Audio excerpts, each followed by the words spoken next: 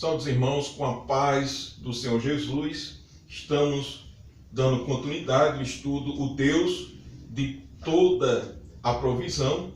E hoje nós estaremos concluindo, nós estaremos estudando a terceira parte que fala acerca da crise, a crise. Então, nós iniciaremos pela crise política.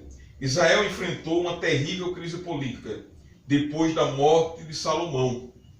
Roboão, o filho de Salomão, seu sucessor, pede conselho aos anciões, mas ignora as orientações dele. Ele prefere seguir os conselhos de seus amigos.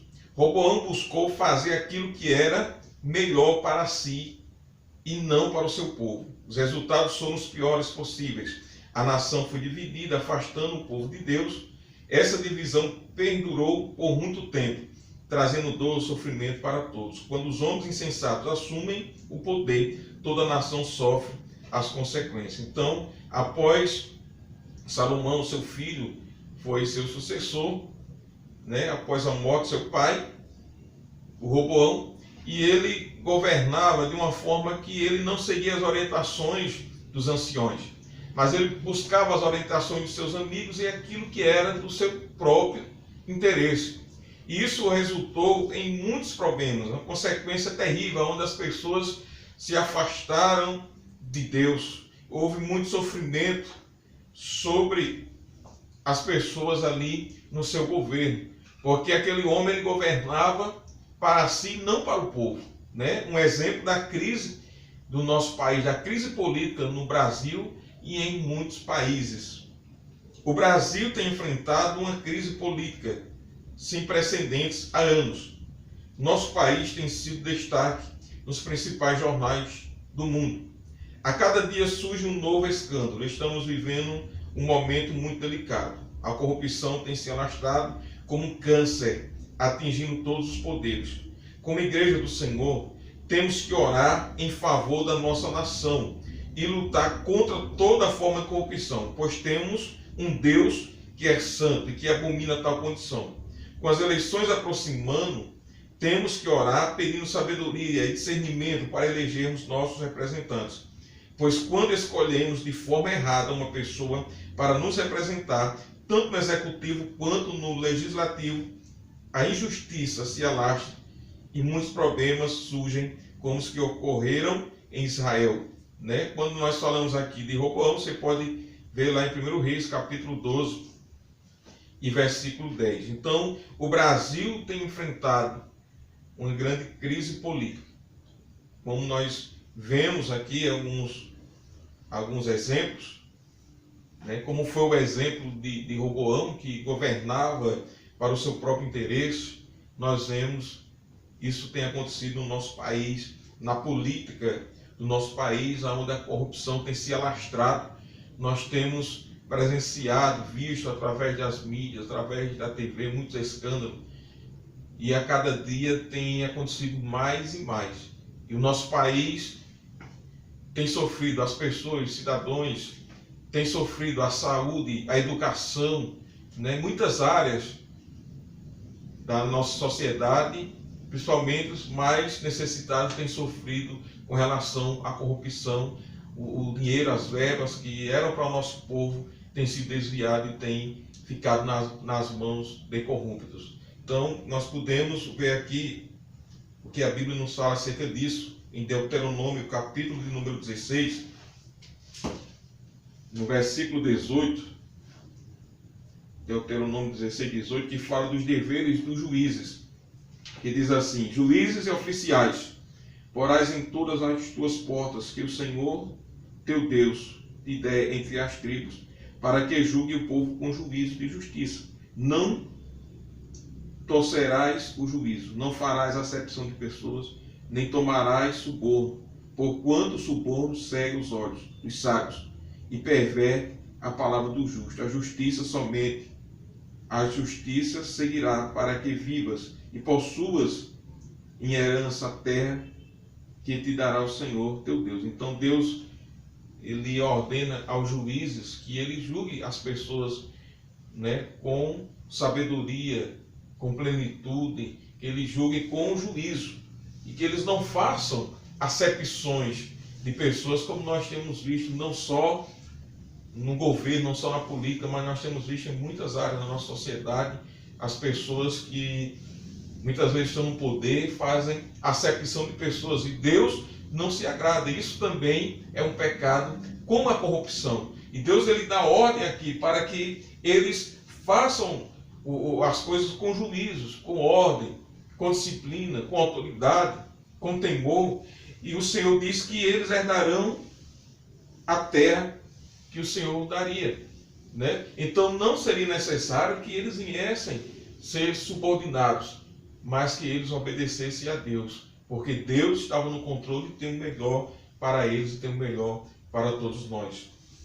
Então nós podemos ver um outro exemplo, que está lá no livro do profeta Isaías, no capítulo de número 1,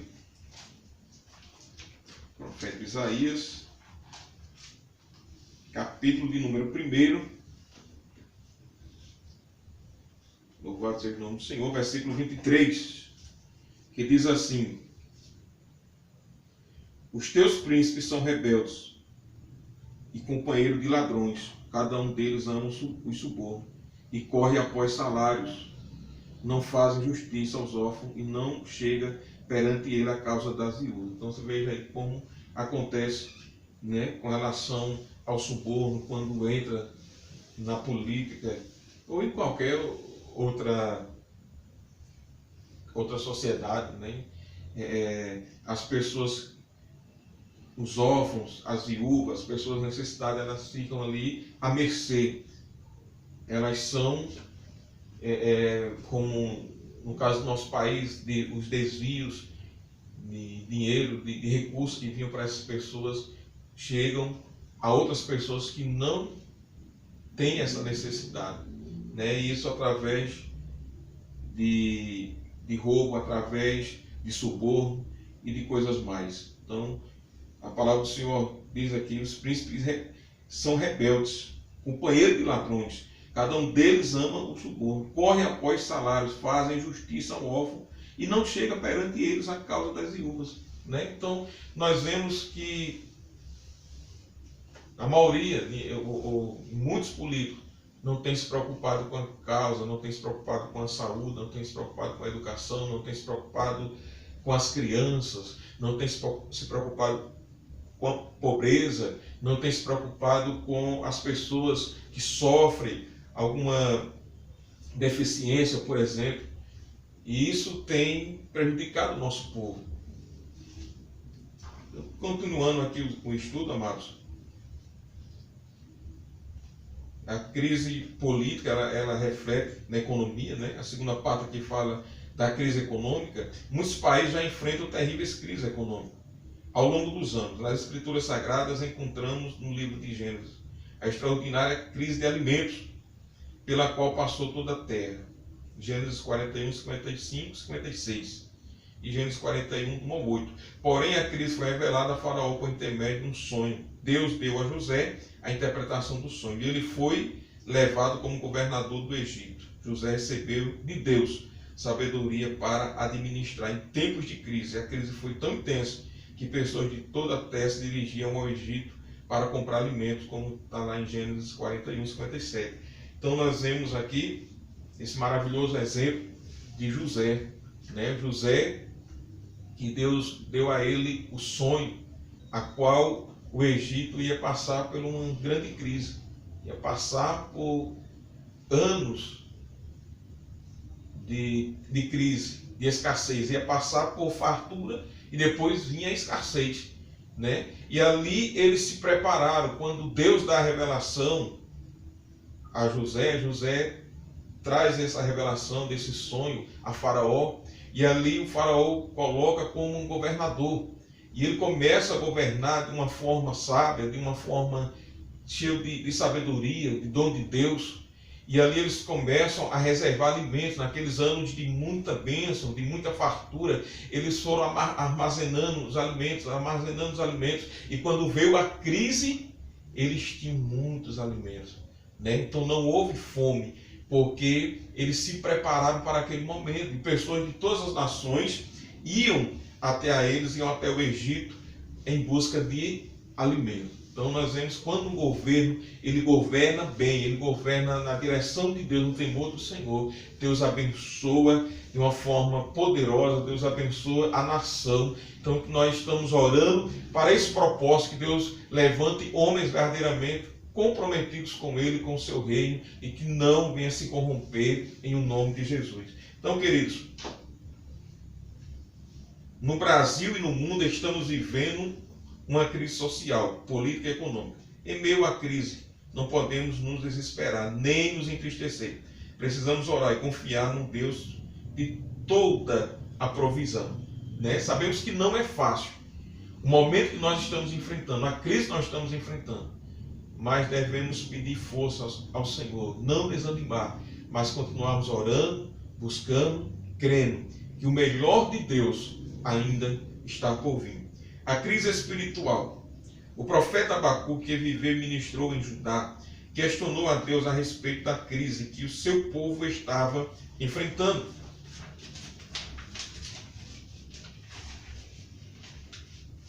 Louvado seja o nome do Senhor. Em meio a uma sociedade agonizante, e por isso desejava algumas respostas de Deus. Muitas vezes, como Abacuque, diante do caos, também nós perguntamos: por que, Senhor? Quem não tem feito essa pergunta, né? O profeta ficou perturbado ao ver que os ímpios prosperavam, os justos iam mal. Deus, entretanto, ouviu o questionamento do profeta. Ele ouve e responde nossas indagações, embora nem sempre tenhamos as respostas no momento em que queremos. O Senhor não deixou Abacuque sem resposta, como está lá em Abacuque capítulo 2, versículo 1 e 2. Abacuque capítulo 2, versículo de número 1 e 2. Glória a Deus.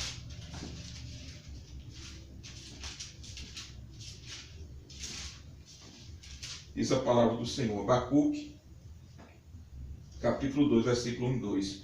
Sobre a minha guarda estarei, e sobre a fortaleza me apresentarei e vigiarei, para ver o que fala comigo e o que eu responderei, quando eu for arguido. Então o Senhor me respondeu e disse: escreve a visão e torna bem legível sobre tábuas, para que possa ler o que correndo passa. Então Deus, ele nos ouve, Deus, ele está atento às nossas orações, o nosso clamor. Vejamos aqui agora, no capítulo 1, no versículo 5 ao 12. Capítulo 1 de Abacuque, 5 ao 12. Vende entre as nações e olhai, e maravilhai-vos, e admirai-vos, porque realizo em vossos dias uma obra que vos não crereis, quando for contada. Porque eis que suscita os caldeus, nação amarga e apressada, que marcha sobre a largura da terra, para possuir moradas nas suas, horríveis e terrível. Dela mesma sairá o juízo e a sua grandeza. Os seus cavalos são mais ligeiros do que os leopardos, e mais perspicazes do que os lobos.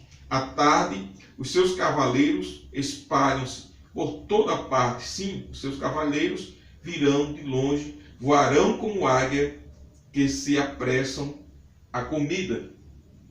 Eles todos irão com violência. O seu rosto buscará o oriente, e eles congregarão os cativos com areia. E escarnecerão dos seus reis, e dos príncipes farão zombarias. Eles se irão de todas as fortalezas, porque amontoando terra as tomarão. Então passarão como um vento, e pisarão, e farão culpados, atribuindo este poder ao seu Deus. Não é tu desde sempre, ó Senhor, meu Deus, meu Santo, nós não morreremos. Ó Senhor, para juízo o puseste, e tu, ó rocha, fundaste para castigar. Então vejamos, o Senhor falou que o seu julgamento viria sobre Judá. Deus não tolera pecado para disciplinar o seu povo. Ele usaria os babilônios, como nós vemos no texto de Abacuque, capítulo 1, dos 5 ao 12. Abacuque questiona Deus, porém, ele era um homem de fé. Suas indagações não eram resultado de dúvida ou incredulidade. Ele confiava que Deus poderia suprir as necessidades do seu povo, mesmo não florescendo a figueira, não havendo fruto na vida. Abacuque 3,17. Mesmo que não houvesse provisão, ele continuaria confiando na fidelidade do Senhor. Confiar em Deus em tempos de abundância é relativamente fácil. Difícil é continuar confiando na provisão em meio à escassez. Então, quando Abacuque declara lá no capítulo 3, versículo 17 de Abacuque, e ele diz: ainda que a figueira não floresça, que nos currais não haja animais, as ovelhas sejam arrebatadas, eu ainda exultarei num Deus da minha salvação. Então, ainda que não haja expectativa de vida, não haja plantações, não haja alimento, não haja animais, mas eu ainda me alegrarei no Deus da minha salvação. Que nós tenhamos a fé de Abacuque. Abacuque era um homem de fé, apesar das suas indagações. Você é uma pessoa de fé, nós somos pessoas de fé, mas às vezes nós também indagamos, às vezes nós perguntamos: Senhor, por quê? Por que dessa luta? Por que desse vale? Por que dessa causa? Por que dessa situação? Por que nós estamos passando por tudo isso? Por que dessa crise econômica e tantas outras interrogações que muitas vezes nós perguntamos?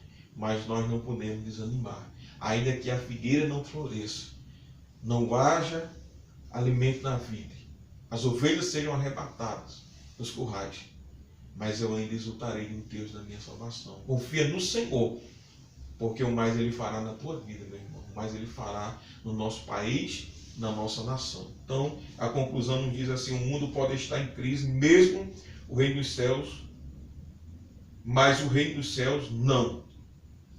A pastora Rosinha sempre fala isso. O Senhor é soberano e não perdeu o controle da situação. O governo está em suas mãos. O dia do Senhor virá, e o justo e os ímpios terão a sua recompensa. Não desanime, confie, pois em breve o Senhor virá em nosso socorro. Estamos vivendo os tempos de crise.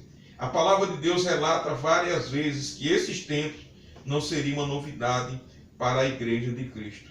Sabe, porém, isto, que nos últimos dias sobrevirão tempos trabalhosos, como está escrito em 2 Timóteo, capítulo 3, versículo 1. Seria tempos que, nos últimos dias, sobrevirão tempos trabalhosos, seriam tempos marcados pela avareza dos homens, presunção, soberba, blasfêmios, ingratidão, profanação, desobediência aos pais, calúnia, traição, obstinação, um tempo onde o ser humano olhará mais para si mesmo do que para o outro. Entretanto, nas palavras de Jesus, que é espírito e vida, há uma exortação para nós. Tenho-vos dito isso, para que em mim tenhas paz. No mundo tereis aflições, mas tenho bom ânimo. Eu venci o mundo, como está lá em João capítulo 16, versículo 33. Em Cristo somos convidados a ter paz em meio à guerra e as demais lutas enfrentadas em nosso dia a dia. Por quê? Ora, as Escrituras Sagradas nos apresentam um Deus onisciente, isto é, que sabe de todas as coisas, que não é pego de surpresa e que tudo conhece, as nossas fragilidades e limitações.